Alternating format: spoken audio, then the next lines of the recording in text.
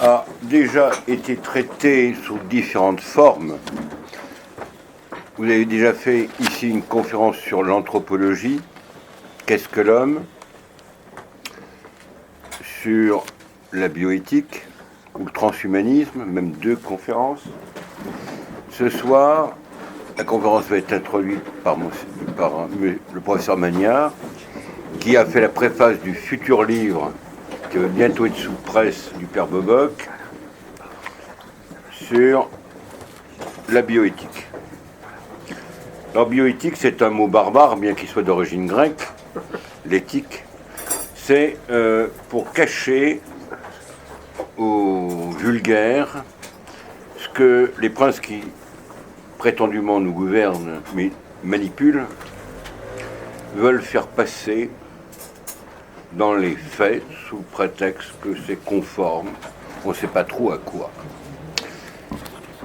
Il est bon de rappeler que Rome, quand elle était encore debout, il y a eu des nombreux textes normatifs sur les questions de bioéthique. Il y a même eu une charte des personnels de santé.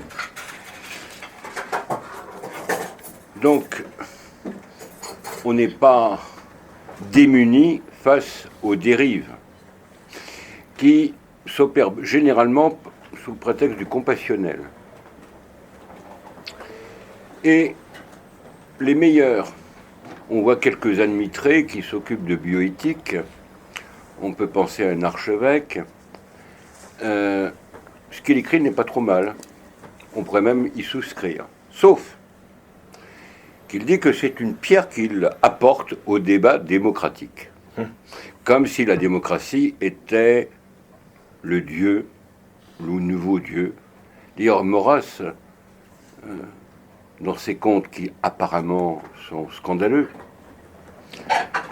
était pris d'angoisse devant cette dérive qu'il prévoyait, où l'État devient de facto la norme régulatrice des religions, et que la religion n'est plus qu'une affaire d'opinion privée. Concrètement, dans les hôpitaux, vous avez des comités d'éthique. Et qu'est-ce qu'on fait? Par exemple, il y a un prématuré, problème grave, et souvent j'étais, autrefois quand je prêchais les retraites, confronté à ce genre de situation. Alors il faut bien voir que dans les hôpitaux, comment ça se passe? Tout le monde vote, même la femme de ménage. Comme ça, le patron dégage sa responsabilité. Donc tout ce qu'on peut conseiller éventuellement, c'est un baptême sous condition. Même si l'enfant destiné à la mort est d'une peuplade étrangère à nos mœurs, à nos coutumes, à nos lois et à notre religion. Mais j'en ai assez dit, à vous, cher professeur.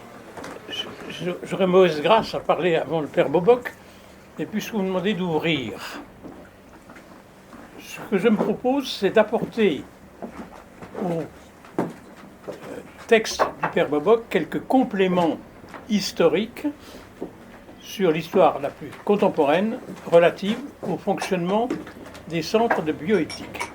Mais, puisqu'on veut absolument que j'inaugure la séance, nous parlons de bioéthique, nous avons parlé de transhumanisme, nous avons évoqué toutes ces transgressions de la morale naturelle au profit d'un nouvel ordre, requis en quelque sorte par le culte du progrès.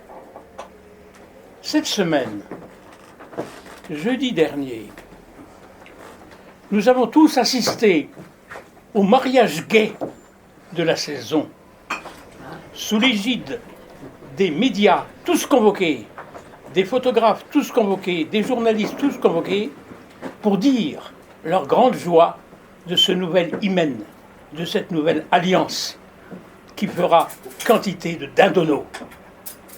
J'espère qu'elle ne va pas nous entraîner dans le gouffre, mais c'est à craindre. Je reprendrai le propos tout à l'heure. Je donne la parole au père Boboc. Merci, professeur. Le frère Thierry a eu la gentillesse de m'inviter ce soir encore pour parler devant vous, d'un sujet qui me préoccupe beaucoup, mais qui devient lassant.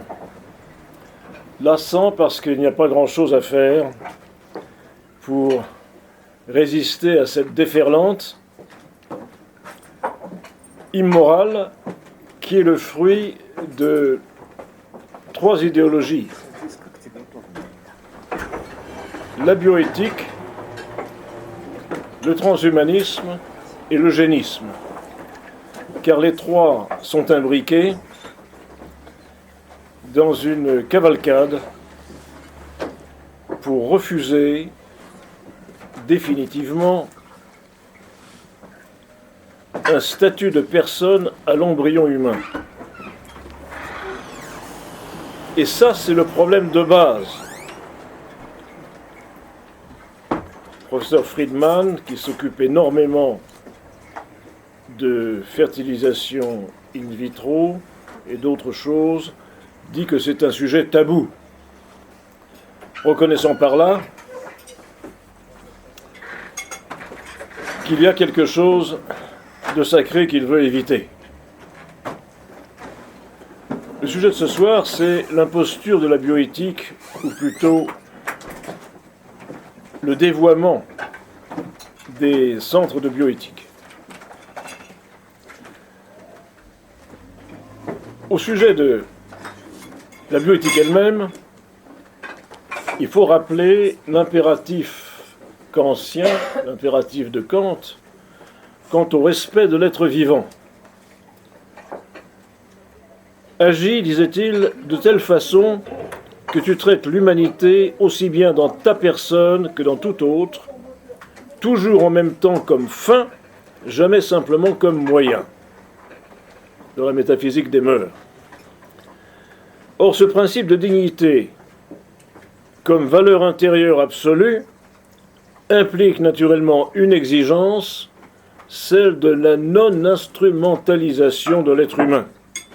Ce qui ne convient plus à la bioéthique actuelle, au regard de la liberté quasi inconditionnelle qu'elle s'octroie et de son élargissement aux autres êtres vivants.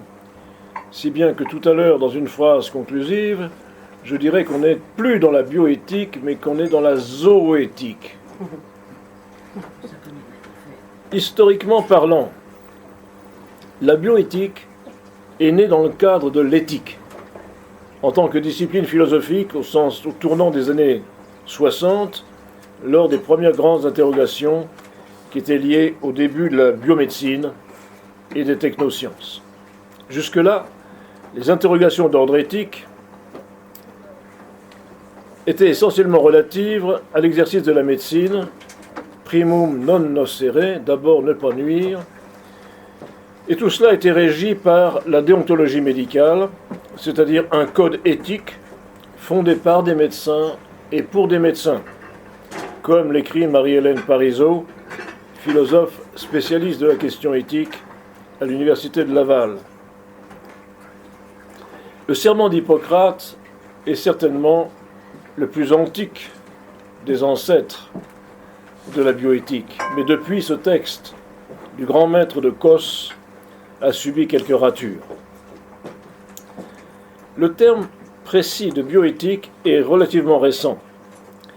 Il n'est apparu dans le droit positif français qu'avec la loi du 6 août 2004. Le terme n'a même pas un demi-siècle. Il a été forgé par Van Rensselaer en 1971, un oncologue de l'université du Wisconsin, dans un livre « Bridge to the Future », ouvrage dont le titre porte en lui-même une dynamique d'ouverture vers toute nouveauté. La bioéthique étant pour lui la science de la survie. En ces quelques années, un immense imbroglio juridique s'est formé du fait du désir d'avoir la haute main sur la vie, sous l'alibi de la préservation de la dignité humaine, qui elle-même devient à géométrie variable. Les États membres de l'Union européenne ne sont pas tenus d'appliquer systématiquement les recommandations européennes en matière de santé et de bioéthique. Cependant, elles le font. En droit européen, c'est toujours la Convention d'Oviedo qui fait encore loi. Il faut comprendre que l'Europe justifie la bioéthique par un sens incarné, où la personne n'est plus propriétaire de son corps. Ceci a été relevé par le professeur Didier Sicard, d'ailleurs dans un excellent rapport. On a aussi affaire à la catastrophe d'une anthropologie dualiste, qui ouvre vers un néognosticisme. Ceci, j'ai pu le démontrer dans l'ouvrage dont on a parlé tout à l'heure, qui devrait pas tarder à sortir. En 1969, Daniel Callahan fonde avec un psychiatre, Willard Gaylin, l'Institut de la Société des études éthiques et des sciences de la vie, qui deviendra le premier institut de bioéthique, et par la suite le fameux Hastings Center, qui mérite d'ailleurs d'être retenu parce qu'il se bat comme il peut contre des lois et surtout des dérogations sur les manipulations génétiques. Mais c'est en 1973 que Callahan, philosophe américain catholique et éthicien, donne le premier article qui revendique la nature de la bioéthique en tant que discipline particulière séparée de l'éthique elle-même. En 1971, un deuxième centre voit le jour, c'est le Joseph and Rose Kennedy Institute for the Study de la reproduction humaine et de la bioéthique à l'université de Georgetown, donc à Washington, avec bientôt 2 publications essentielles, l'Encyclopédia de la bioéthique à partir de 1977, puis le journal de l'Institut Kennedy d'éthique en 1991. Or, déjà, ce journal s'intéresse aux possibilités d'utiliser les techniques biomédicales à des fins autres que la thérapie, particulièrement à la sélection du sexe par diagnostic prénatal, à la FIVET chez la femme ménopausée, et englobe l'ensemble du règne vivant, animal et végétal. En 1979 est publié le rapport Belmont, rédigé par Dan Harms, Principes éthiques et lignes de conduite pour la protection des sujets humains à la recherche, basé sur 3 principes éthiques: le consentement libre et éclairé, le calcul risque-bénéfice et la justice par une sélection équitable des sujets de recherche.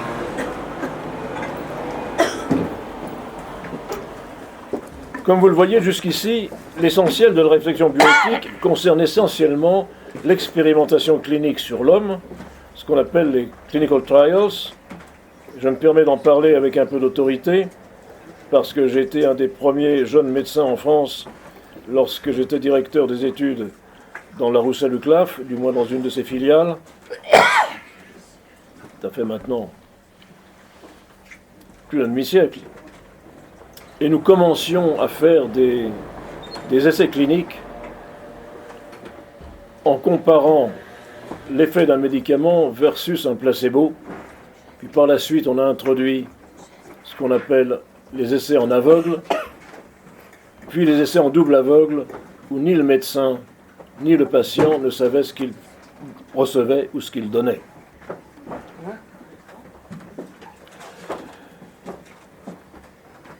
À l'époque, en France, les essais cliniques étaient fort plus réglementés et l'on commençait à peine à faire de ce que je dis là, le double aveugle, à user des statistiques.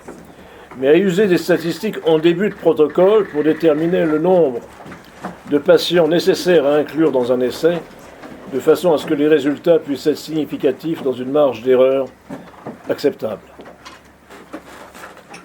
Le grand tournant en France, c'est autour des années 75-80, avec 2 événements. La dépénalisation de l'avortement, fameuse loi Veil, et la première naissance par FIVET, en 82, la naissance d'Amandine.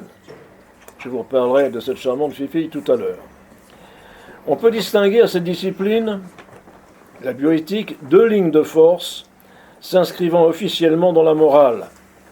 L'une descriptive basée sur la philosophie morale, l'autre plutôt prescriptive, qui recherche des normes morales applicables aux sciences du vivant. Cette distinction me semble vraiment très formelle.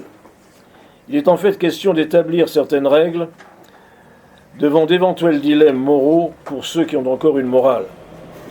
L'objection de conscience et la clause de conscience ont été revendiquées dès que les centres d'IVG ont été installés dans les hôpitaux. Ça a donné lieu à des débats parfois très violents, montrant par là combien était grave l'enjeu moral de la facilitation de l'avortement. La clause de conscience est aujourd'hui de grande actualité en France, avec la toute récente création juridique du délit d'entrave numérique à l'avortement. Je reviendrai sur ce point.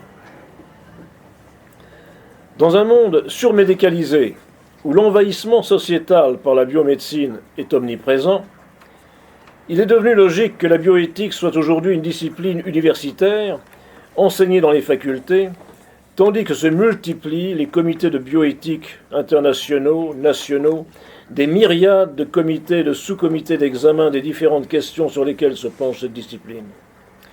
Le caractère multidisciplinaire de la bioéthique qui fait appel à des médecins, des biologistes, des généticiens, des ingénieurs, des philosophes, des juristes, des économistes et des politiciens ne peut cacher, en fait, son instrumentalisation par une forme de pensée unique, dominée par une vision anthropologique matérialiste et athée, et souvent subversive à l'endroit des valeurs traditionnelles de notre civilisation.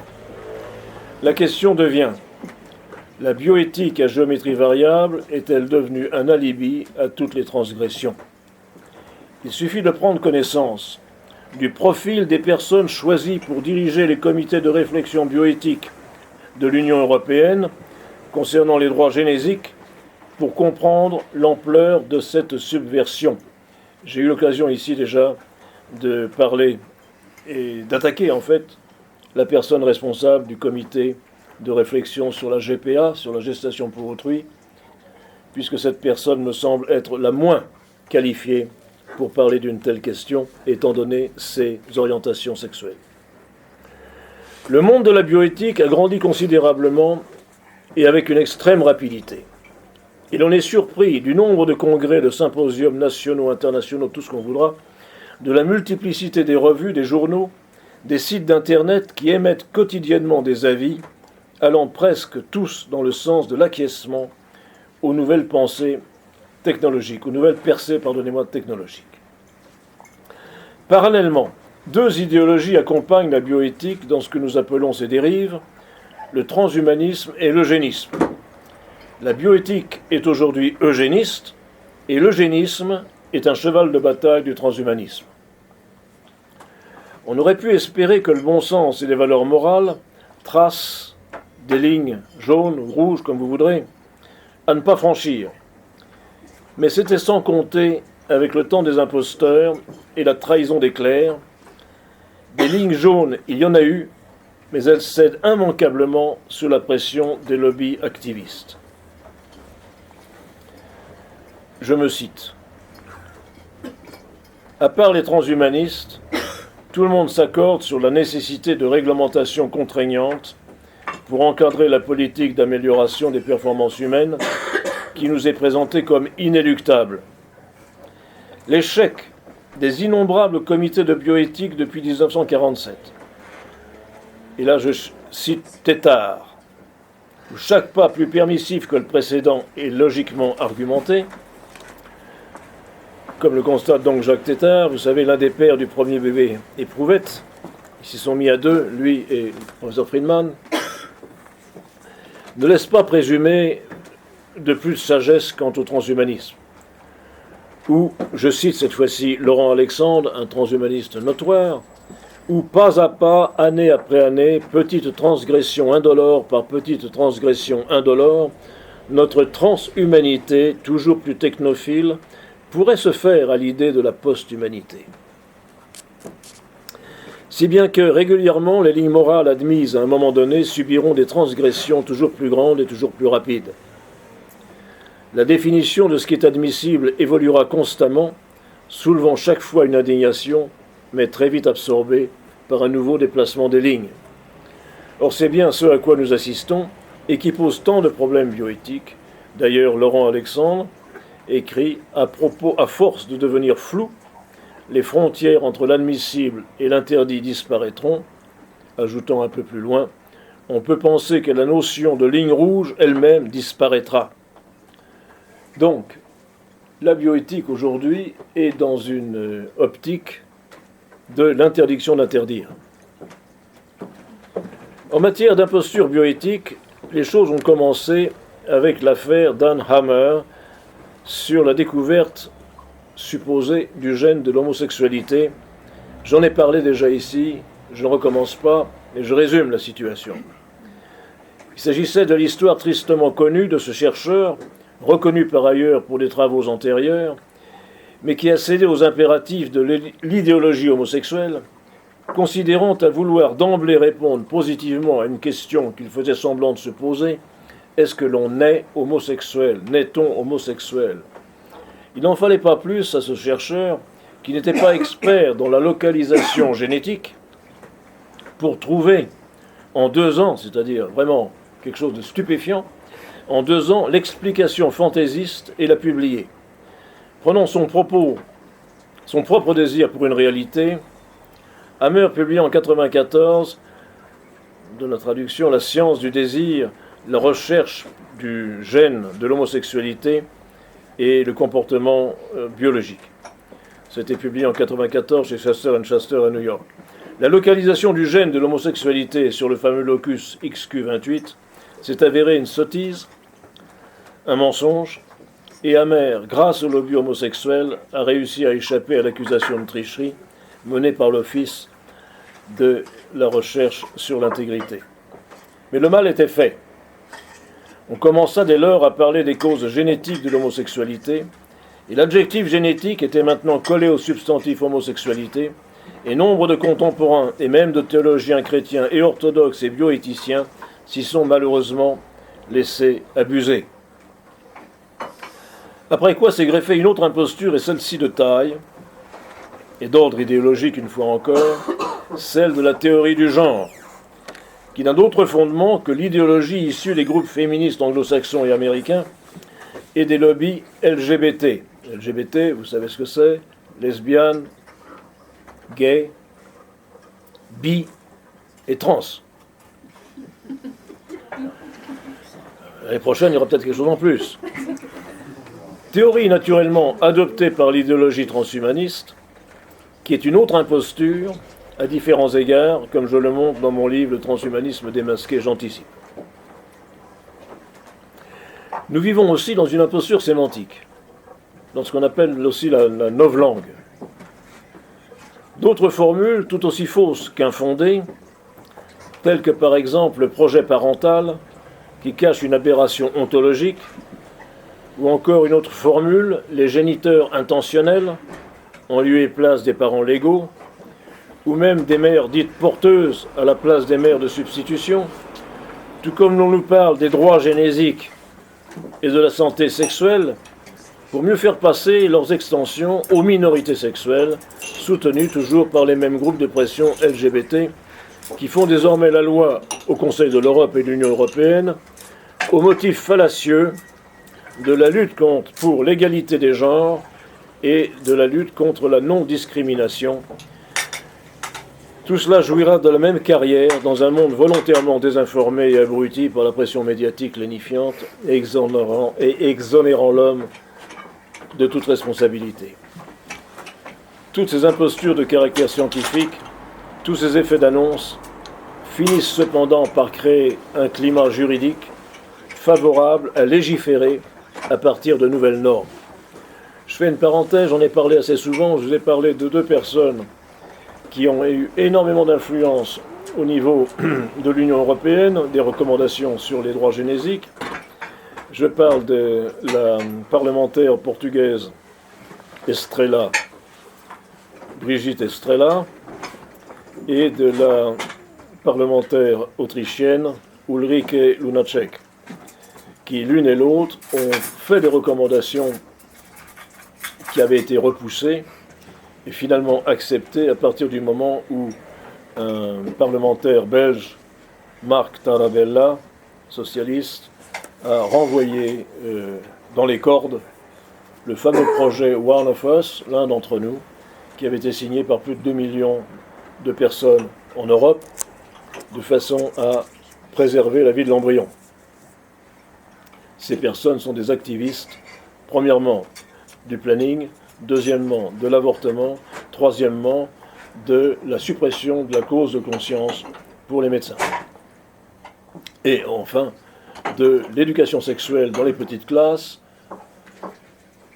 de façon à ôter tout préjudice envers ceux qui manifesteraient des opinions homosexuelles. La chose est grave, elle est même gravissime, puisque depuis quelques semaines en Grèce, c'est un scandale en Grèce, dans ces petites classes, toujours de façon à ce que l'homosexuel ne soit pas mis en minorité, si je puis dire, par rapport à ses camarades hétérosexuels ou qui ne connaissent pas encore ce que c'est que la sexualité. C'est là où la chose est particulièrement grave. On leur apprend ce que c'est que la sodomie. Oui, je signe sur ce que je viens de dire. Donc, la trahison des clercs, on la connaissait, celle des bioéthiciens, on en fait connaissance. Professeurs de bioéthique et ardents défenseurs de l'eugénisme, favorables au transhumanisme, ils occupent aujourd'hui les chaires de bioéthique d'universités prestigieuses. Et cela a commencé dès le début de l'intérêt porté à la bioéthique. Je vous brosserai tout à l'heure quelques portraits de bioéthiciens particulièrement en vue, je pense au professeur Joseph Fletcher, au professeur Peter Singer, au professeur Nick Bostrom. Vous me direz, oh là là, ce sont des anglo-saxons. Oui, le mal vient de chez eux. Et chez nous, nous répétons, comme des singes, avec un temps de retard, les mêmes erreurs. Mais restons en France maintenant. Et revenons un instant sur l'historique du développement de la bioéthique en France. Les revendications tenant au droit et à l'autonomie de la personne ont bien sûr conduit à des changements sociaux de grande importance. Le premier, ça a été la dépénalisation de l'avortement. Pour mémoire, en France, c'est la loi Veil du 17 janvier 1975, dont tout récemment, je vous l'avais dit, les députés ont fêté le 40e anniversaire par 143 voix l'applaudissant contre 7 s'y opposant. En Belgique, depuis le 29 mars 1990, tout est possible. Et en Angleterre, où l'avortement est permis depuis fort longtemps, lorsque j'étais jeune étudiant, nous avions des petites camarades qui allaient se faire avorter en Angleterre, prenaient le train, prenaient l'avion, et on était reçus par les chasseurs, si je puis dire, qui accompagnaient les petites Françaises vers les cliniques spécialisées. L'Angleterre, c'est ça. Mais elle est aujourd'hui arrivée à quelque chose d'inouï. C'est que l'avortement sélectif est autorisé jusqu'à la 22e semaine comprise. 22e semaine comprise, j'ai bien dit. Ça veut dire que pratiquement au 6e mois, alors que le fœtus est viable, on peut s'en débarrasser au motif de la sélection du genre, de la sélection du sexe. Donc bien souvent, les petites filles y passent.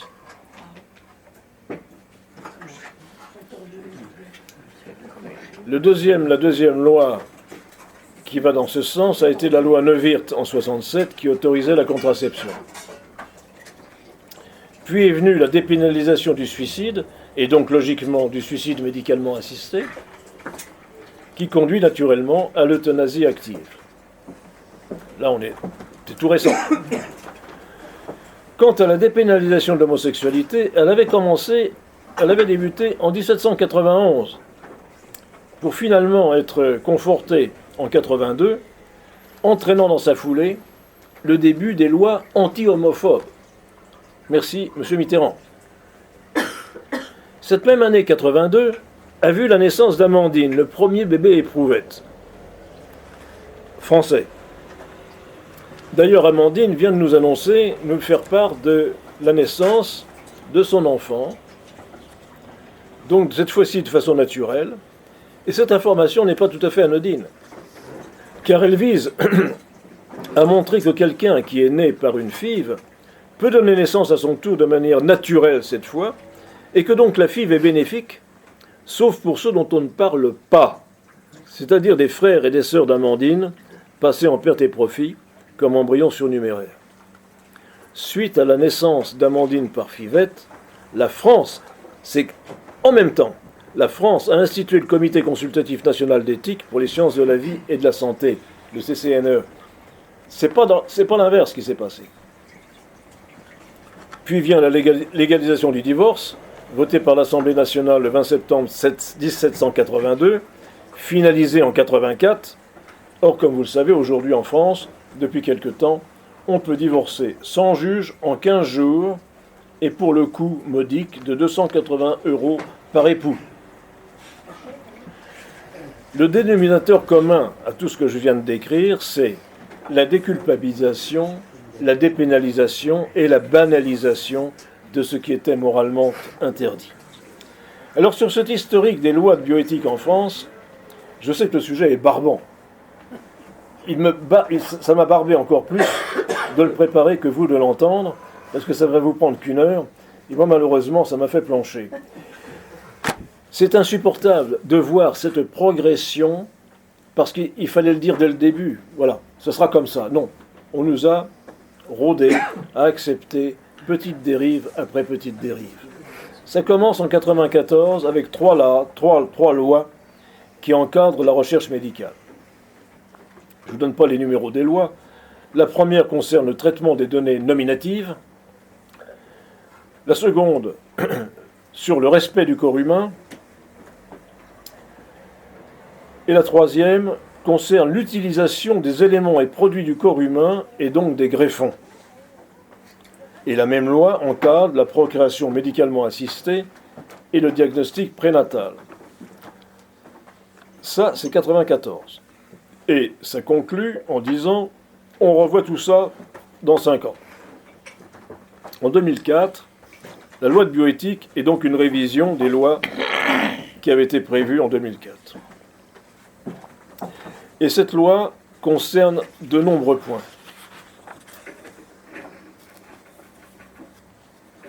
On parle désormais du clonage reproductif et on dit qu'il est interdit. Mais on en parle.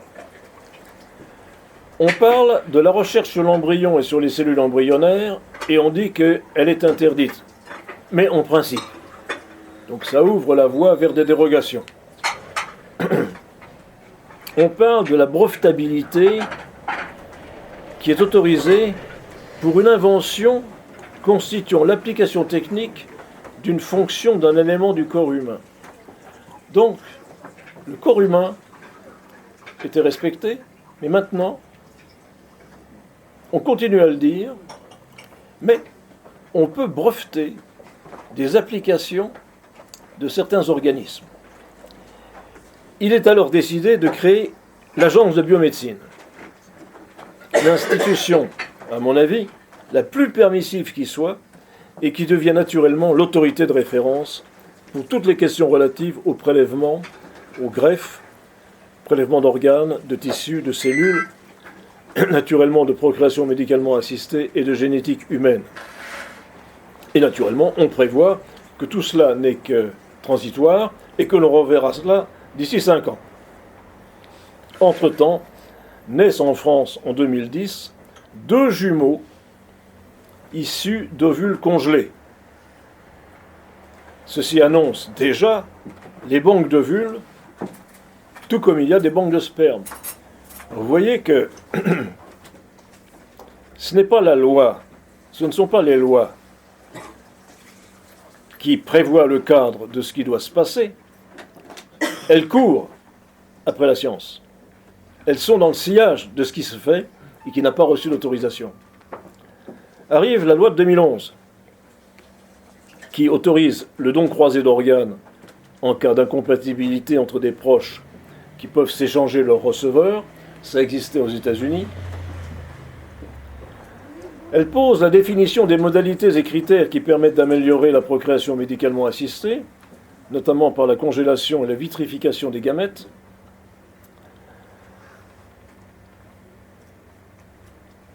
Elle fait un amendement sur la recherche sur l'embryon, toujours officiellement interdite mais autorisée par dérogation. Elle maintient l'anonymat des donneurs pour les personnes issues du don de gamètes.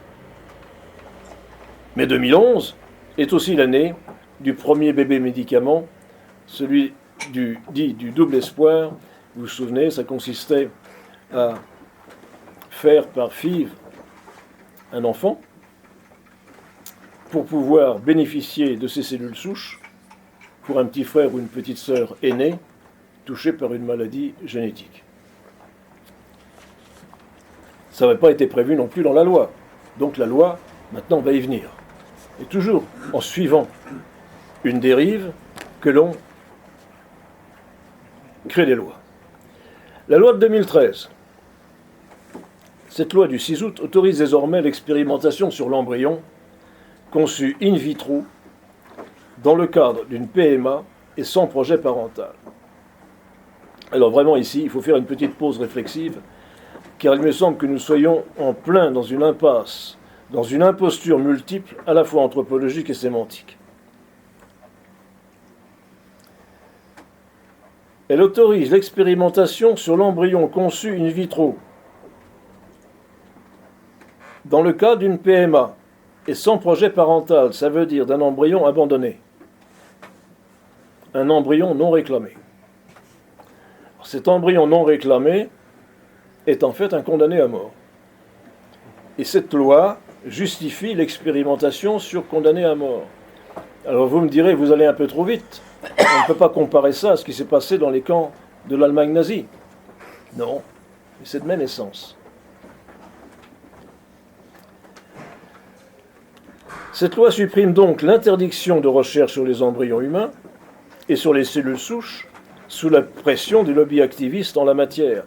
Je vous rappelle que ces lobbies activistes en la matière sont des professeurs dont je ne citerai pas le nom, je ne citerai pas les noms, parce que là maintenant on rentre dans des procédures, mais qui ont non seulement un intérêt scientifique à ce qu'ils font, mais un intérêt financier parce qu'ils sont les présidents directeurs généraux de sociétés qui s'occupent de cellules souches.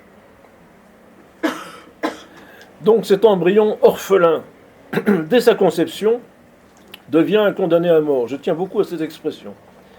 On remarque une clause de conscience est cependant acceptée, où il est dit, c'est vraiment gentil de leur part, qu'aucun chercheur, aucun ingénieur, aucun technicien ou auxiliaire de recherche n'est tenu de participer à ces manipulations.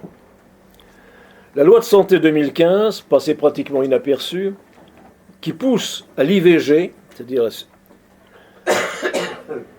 de quelle façon ? Eh bien, ils ont supprimé, c'est tout récent, ça fait 1 an et demi, on a supprimé ce qu'on appelle la semaine de réflexion. Toute femme qui demandait en France un avortement, le médecin était tenu de lui dire, d'accord, mais on se revoit dans 1 semaine, réfléchissez bien à votre décision. Cette semaine de réflexion a été supprimée. De même, il a été autorisé à ce que les sages-femmes puissent faire des avortements médicamenteux. Et puis, l'IVG instrumentale rentre dans les centres de santé, les plannings familiales, pour les jeunes. Tout cela sans débat public, sans états généraux, sans études d'impact. C'est une imposture et un viol des consciences. On arrive à l'année dernière, la loi de 2016. Cette loi qui désormais autorise l'expérimentation sur l'embryon et les cellules souches fait passer de l'interdiction assortie de dérogation à l'autorisation sous contrôle. La loi du 26 janvier 2016 clôt donc le débat. L'expérimentation sur l'embryon humain a été votée par le Conseil constitutionnel qui affirme que les essais cliniques qui sont menés au bénéfice de l'embryon lui-même ou de la recherche en matière de PMA ne conduisent pas à exposer l'embryon à un risque sans proportion avec l'effet attendu. Non, effectivement, il va mourir.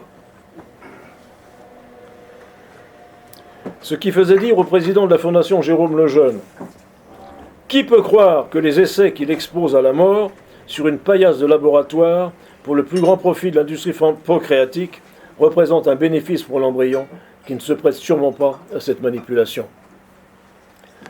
Vous le voyez, la primauté de l'humain sur la technique n'est plus de mise. Et si dans le mot bioéthique il y a bien le mot éthique, ce n'est plus le cas car la technique a désormais primauté sur l'humain. 2016 est aussi l'année de la naissance du premier bébé à 3 parents. 3 parents génétiques par manipulation mitochondriale, d'abord interdite, puis encadrée, finalement acceptée. Ce n'est pas le cas en France, c'était le cas en Angleterre. L'enfant est né au Mexique avec des médecins américains. Donc vous voyez, on fait du tourisme. On fait du tourisme international pour contourner les lois. Donc les lois que nous donnent, autant les mettre au panier, ça ne vaut pas un clou. Ça ne vaut pas un clou puisqu'il suffit de traverser une frontière pour trouver des lois qui soient plus permissives. Mais les femmes l'acceptent. Pardon? Les femmes l'acceptent. Ils ne sont Oui. pas obligées d'accepter. C'est pas à leur Ils ne sont pas honneur. obligées d'avorter, les femmes. Ben oui, tout à fait, C'est pas madame. parce qu'elles le veulent, hein. Je Vous, mérite, hein. vous avez bien... Je ne sais pas, je ne porterai pas de jugement de valeur, mais je remarque que vous avez raison. Bon, pas toutes, mais on dirait tout le monde, hein. Donc cette espèce de manipulation mitochondriale permettait, dans le cas de troubles génétiques, de faire appel à une donneuse qui n'avait pas, elle, de troubles mitochondrial. Et donc on a un père intentionnel et une mère intentionnelle qui viennent avec leurs gamètes à eux. On a un troisième donneur qui offre des mitochondries saines. On a un enfant qui arrive avec 3 parents génétiques, 2 parents légaux et un patrimoine génétique modifié et transmissible. Dès le début de la, non pas de la création, mais dès le début de la bioéthique ou des réflexions sur la bioéthique, on a affaire à des personnages très intéressants. Très souvent, ce sont des médecins, des philosophes, parfois des théologiens, protestants ou catholiques, qui généralement sont en rupture de banc avec leur communauté religieuse. Alors le cas du docteur Fletcher, Joseph Fletcher, me semble tout à fait intéressant parce que c'était un théologien. Cet Américain qui était né en 1905, pasteur et théologien épiscopalien, professeur d'éthique chrétienne à la Harvard Divinity School, de 44 à 70, ça représente quand même une période longue d'intoxication des élèves, puis professeur d'éthique médicale à l'Université de Virginie, était devenu athée à l'âge de 65 ans, considérant que finalement, ce que racontait la Bible ne pouvait être retenu et il renonçait à tout héritage chrétien pour se déclarer humaniste. Ancien syndicaliste, accusé de communisme par le sénateur McCarthy, il est le fondateur de l'éthique biomédicale moderne. À ce titre, il a eu une activité éditoriale très importante, écrivant énormément sur des questions de morale et des pratiques controversées comme l'avortement, le clonage, l'eugénisme, l'euthanasie volontaire, le planning familial, etc. Donc vous voyez la totale. Il fut membre fondateur du Planned Parenthood, de l'association pour la stérilisation volontaire des individus jugés inaptes à la parenté, eugéniste. Il fut aussi le fondateur de la Société pour le droit de mourir et de la Société d'amitié soviéto-américaine. Parmi ses ouvrages les plus influents, l'éthique du contrôle génétique et Ending Reproduction Roulette, c'est superbe, la fin de la reproduction à la roulette, en 1974. Très admiratif des progrès technologiques, il déclara « Being artificial is supremely human ». Être artificiel, c'est cela qui est suprêmement humain. Ce qui en fait un transhumaniste notoire. Et si je me laisse aller un peu sur le profil du Dr Fletcher, C'est parce qu'il est paradigmatique de la bioéthique.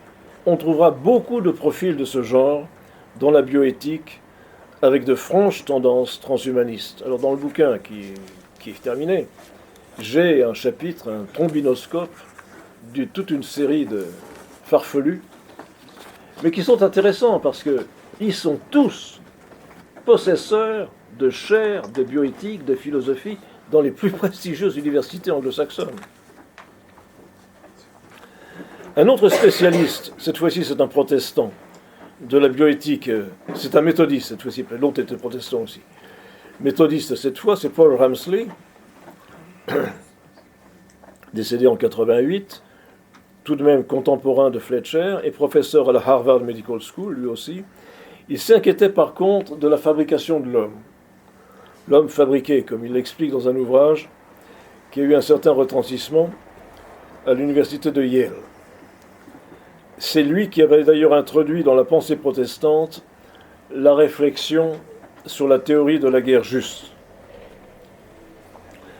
Ceci ne veut pas dire qu'il n'y a jamais eu des opposants à ces thèses, mais si, bien sûr. Par exemple, Henry Beecher, mort en 1976, anesthésiologiste et spécialiste d'éthique médicale, avait été le rapporteur de l'effet placebo à la Harvard Medical School. Il a critiqué l'expérimentation médicale non éthique et c'est lui qui a induit les lois fédérales concernant l'expérimentation humaine et la recherche clinique.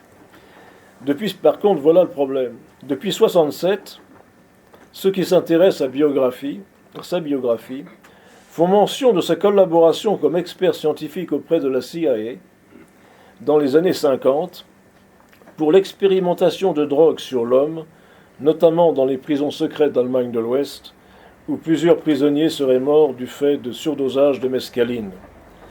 On parle aussi de ces réunions privées avec le docteur Walter Schreiber, médecin nazi qui collaborait alors avec les forces américaines, comme beaucoup d'autres, et comme beaucoup de scientifiques allemands de cette époque. Il est curieux que celui qui a défendu les pratiques éthiques de l'expérimentation clinique soit passé par cette expérience paradoxale de collaboration en contrevenant totalement à son éthique.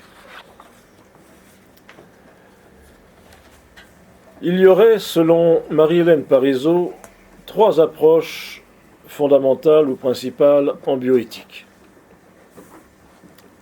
Je vais essayer de faire un peu rapidement parce que tout ceci n'est pas très excitant, n'est-ce pas ? Si.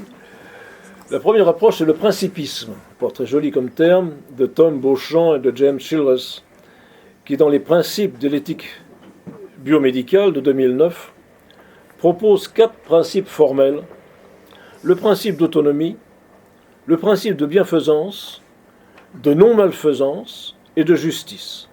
Ceci sans hégémonie d'un principe sur l'autre. Tom Beauchamp est un philosophe américain, professeur de bioéthique et d'éthique animale à l'université Georgetown, avocat des droits de l'animal. La plupart des transhumanistes dont je parle dans mon livre sont des avocats du droit de l'animal, ce qui me semble une bonne chose en soi. Mais le droit de l'animal, quand vous verrez comment il est conçu, c'est parce que nous rentrons, nous, dans la catégorie animale. Oui. Je vous parlerai du cochon tout à l'heure. James Franklin Childress est aussi un philosophe et un théologien américain, professeur d'éthique au département d'études religieuses à Virginie et vice-chairman de la task force qui avait été faite aux États-Unis sur la transplantation d'organes. Une deuxième approche est celle de quelqu'un qui est très connu en matière de bioéthique, c'est Hugo Tristram Engelhardt, qui d'abord plaida pour une éthique pluraliste et séculière, comme il le dit dans la première édition de ses fondations de la bioéthique en 1986. Mais Engelhardt ne donne aucune priorité morale fondée sur la raison, la religion ou l'intuition. En 1991, ce catholique se convertit à l'orthodoxie et il prend ses distances avec sa première édition, dont il va donner une nouvelle édition fortement réorientée. C'est lui qui dirige le journal de médecine et de philosophie aux États-Unis. Et puis la troisième façon d'approcher la question, c'est celle du modèle casuistique et contextualiste, mis au point par Albert Johnson et Stephen Toulmin. Ce sont des professeurs tous les deux d'éthique médicale à l'Université de Washington. Le premier avait rejoint la Compagnie de Jésus, ordonné prêtre en 62, devient président en 69 de l'Université de San Francisco et finalement se dit que, soyons sérieux, il renonce à la prêtrise en 76. En France, on ne peut pas dire que les choses se passent comme cela. Le discours est plutôt normatif, médical, scientifique, religieux ou juridique, mais ceci ne se confronte pas. Alors que le règlement bioéthique aurait dû précéder l'expérimentation, on est en général placé devant le fait accompli. Et je voudrais dire 2-3 mots sur ce fait accompli. Dans les conclusions de mon livre sur l'idéologie transhumaniste, je citais en matière d'acceptation du fait accompli les mots suivants d'un généticien extrêmement connu de Genève, Alex Moron. Je le cite. Puisqu'on ne peut oblitérer ce que la science a découvert, ni désinventer ce que la technique a inventé, seuls des interdits ouvertement obscurantistes, c'est-à-dire des interdictions de recherche dans des directions supposées trop problématiques, seraient éventuellement capables d'épargner à l'humanité les choix difficiles que le progrès scientifique et technique engendre immanquablement. A l'inverse, l'éthique démiurgique traite l'innovation scientifique et technique comme un fait acquis, ni plus ni moins, et estime que, puisque le pouvoir ainsi généré existe, il conviendrait d'en faire un usage prudent.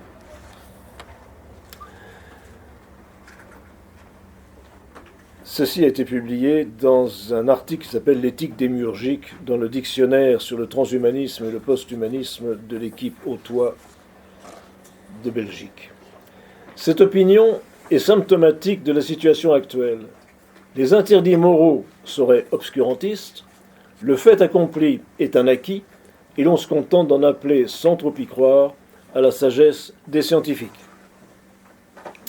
De telles acceptations du fait accompli et le frileux appel à la prudence sont bien le signe de l'évanouissement de toute ligne de résistance aux inéluctables transgressions, toute conséquence plus ou moins directe d'avoir refusé d'admettre le caractère sacré de la vie. Intrinsèquement mêlée à la désagrégation de la bioéthique devenue permissive à l'extrême, l'idéologie transhumaniste pénètre tous les secteurs de la société sous l'habit du progrès et de l'inéluctabilité de l'application de tout ce qui est possible de faire.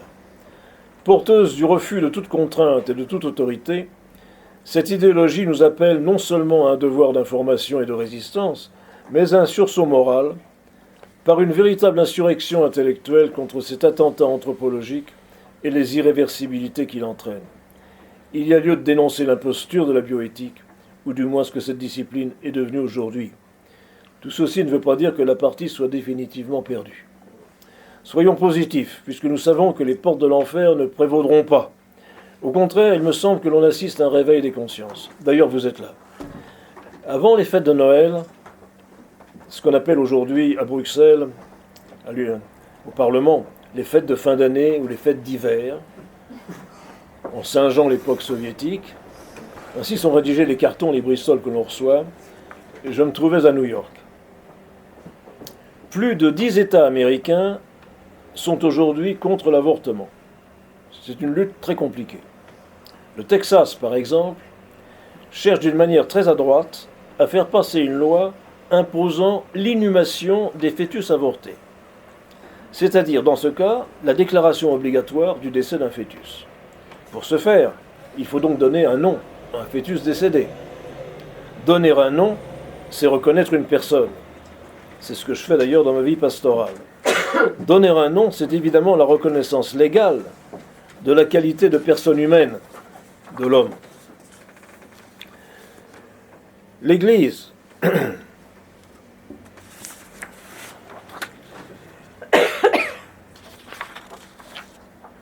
très ennuyé parce qu'il me manque une page et elle est fondamentale.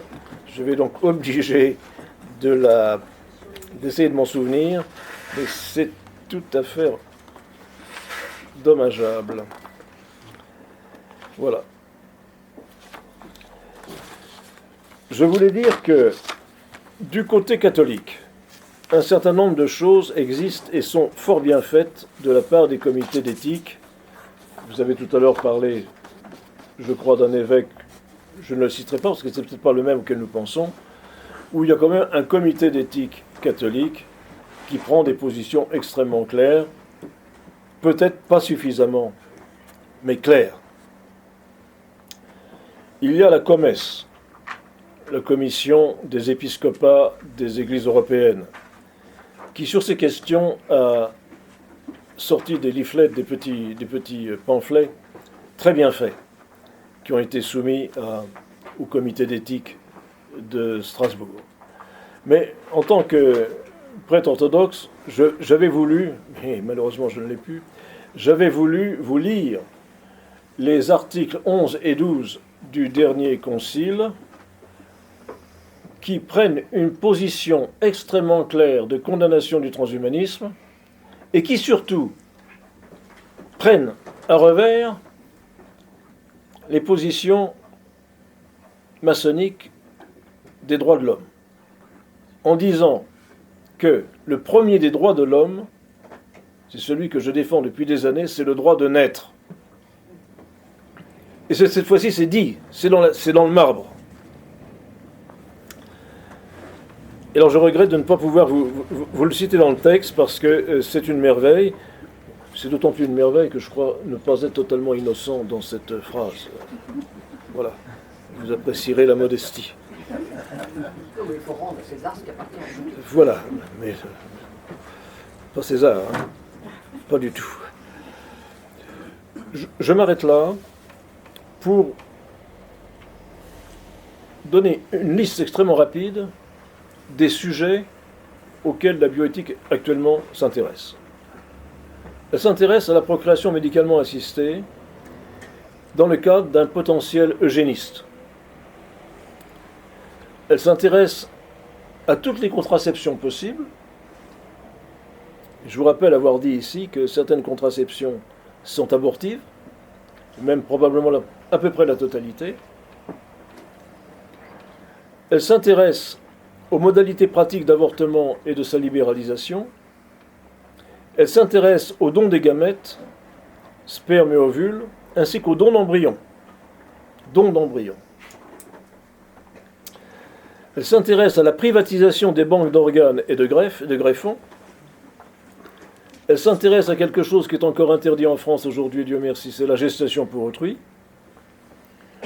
Elle s'intéresse à l'implantation post-mortem d'un embryon. C'est le cas d'un couple, par exemple, qui avait un projet parental. L'un, le mari est décédé, et la femme désire qu'on lui implante l'embryon qui était prévu. Elle s'intéresse à la gestation de l'embryon humain par des espèces non humaines. C'est tout récent. On a mêlé des cellules humaines à des embryons de porc, et les petits embryons de cochon ont survécu 4 semaines. C'est une première, elle est toute récente.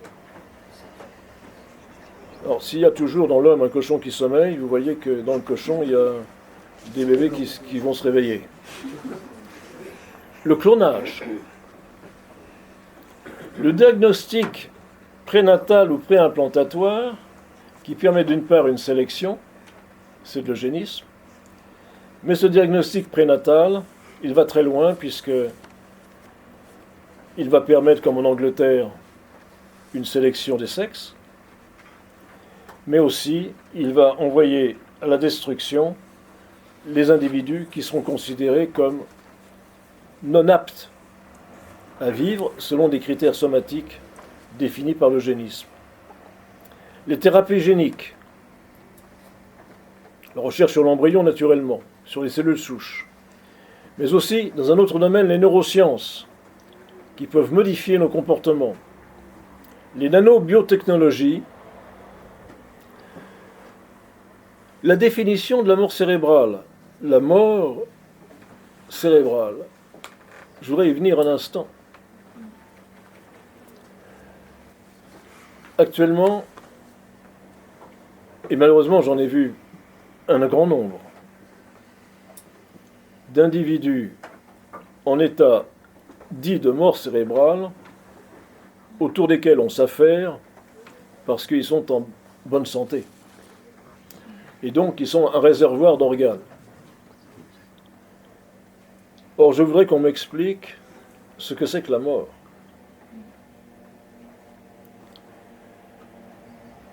Autrefois, les croque-morts mordaient un orteil pour voir si l'individu réagissait. Ensuite, on passe un miroir devant sa bouche pour voir s'il y a une haleine qui passe, etc., etc. Aujourd'hui, on décrète qu'un individu est mort, même s'il est à cœur battant naturellement. Non pas artificiellement tenu en vie, mais à cœur battant. Surtout si à cœur battant. Voilà. Or, est-il légitime de pouvoir prendre des organes sur un individu à cœur battant? Pour moi, cet homme est vivant. Il est fort rare qu'il y ait un réveil, mais c'est arrivé. Et si ce réveil est celui d'un individu diminué, est-ce pour autant un individu qu'il fallait condamner, à qui on s'octroie le droit de prendre ses organes? L'euthanasie, l'aide médicale au suicide, l'arrêt intempestif des thérapies actives, la sédation profonde et irréversible, le contrôle de la sénescence et les implants. Je vous avais promis quelques figures particulières de professeurs importants. On va commencer par une dame, Dana Haraway. Alors, elle ne vous dit peut-être rien. Cette femme est née en 1944 aux États-Unis. Elle a eu la chaire d'histoire de la conscience à l'Université de Californie à Santa Cruz.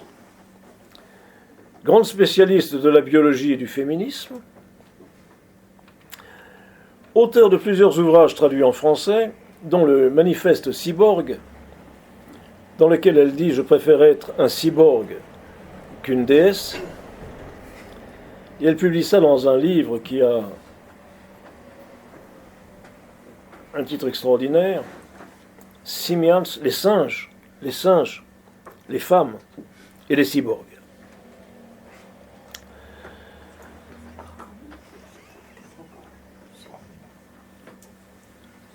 Le cyborg, dit-elle, devient notre ontologie, car il n'y a rien à craindre du mariage entre le corps supposé naturel et la machine, qui est issue des avancées technoculturelles.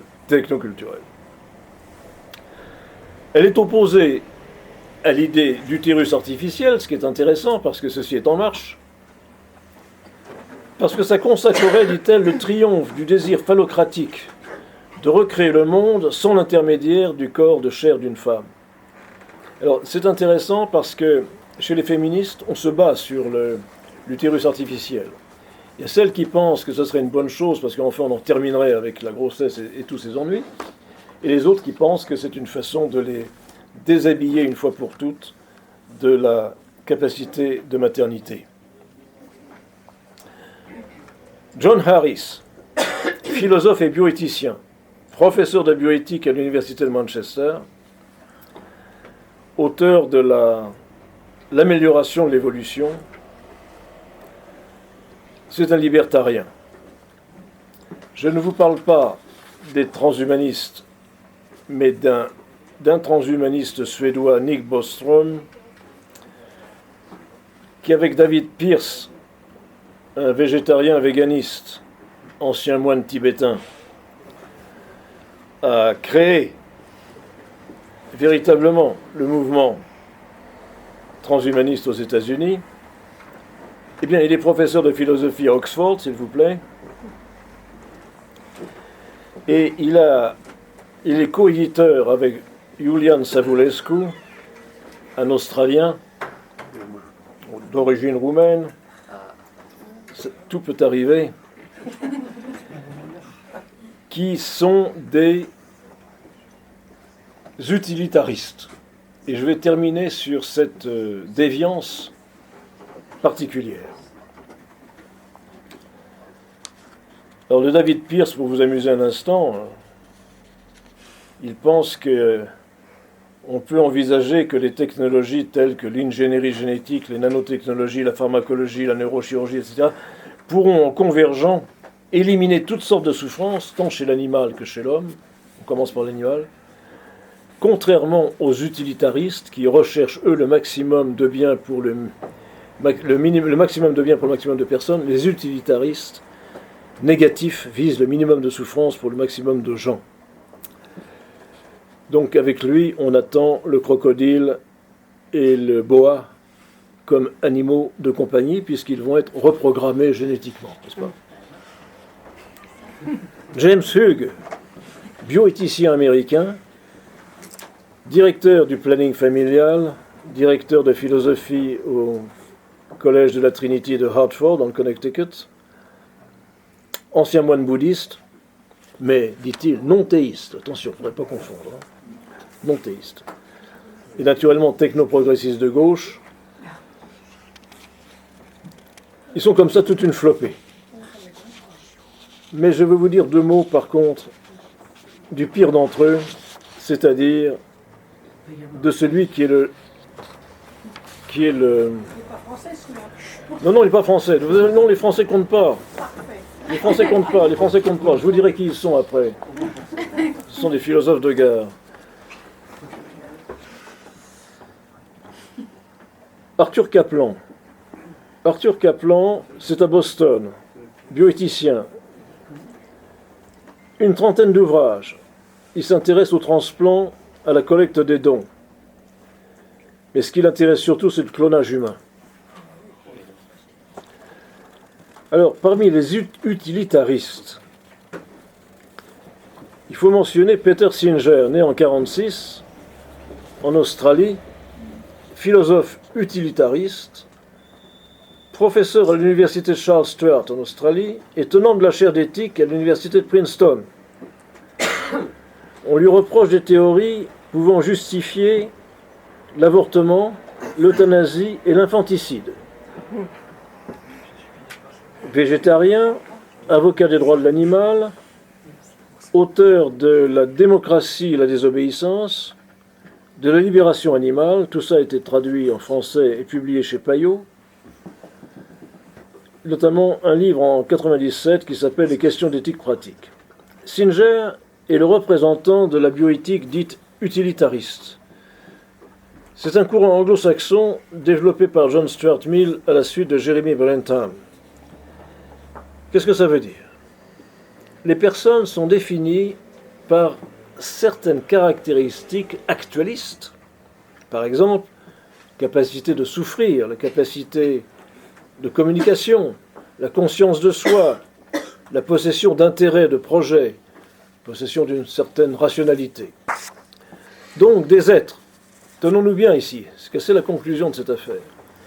Donc des êtres humains qui ne s'actualiseraient pas, qui n'actualiseraient pas ces conditions que je viens de citer, ou qui ne les actualiseraient plus, ne sont pas ou ne sont plus considérés comme des personnes et rentrent dans ces catégories d'individus qui ne sont plus des personnes, les embryons, les fœtus, les nouveau-nés, les déments, les comateux, voire les gens atteints d'Alzheimer en fin de parcours, et les morts cérébraux. Question qui se pose. Quid alors des grabataires ? Alors, le mouvement est favorable au prélèvement d'organes sur des grabataires parce que leurs deux ou trois dernières années de vie sont d'une qualité jugée inférieure à celle d'animaux qui sont dans la pleine jouissance de leur capacité.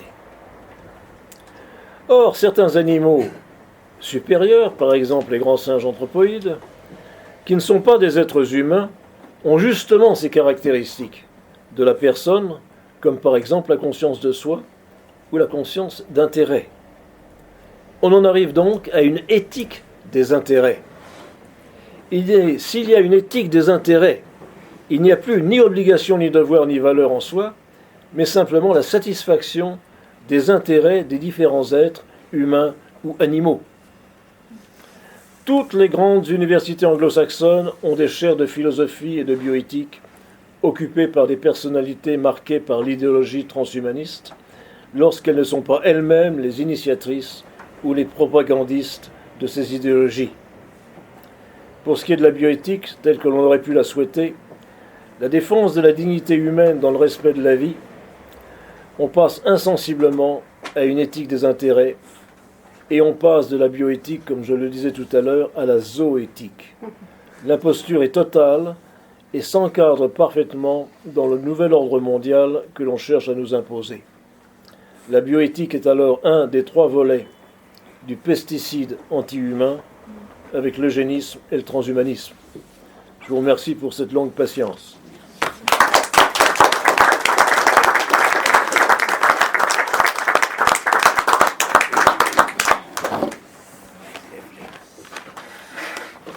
Vous avez peut-être des questions à poser et vous serez réinvité quand votre livre sera publié, je pense, après Pâques. Après pas, seulement.